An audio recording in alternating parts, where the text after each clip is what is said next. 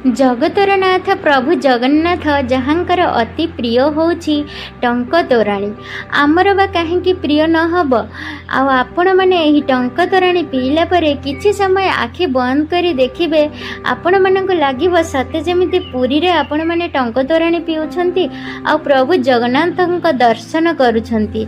आसंतु घरे केमिति सहज उपाय रे टंक तोराणी बनैबा शिखिबा।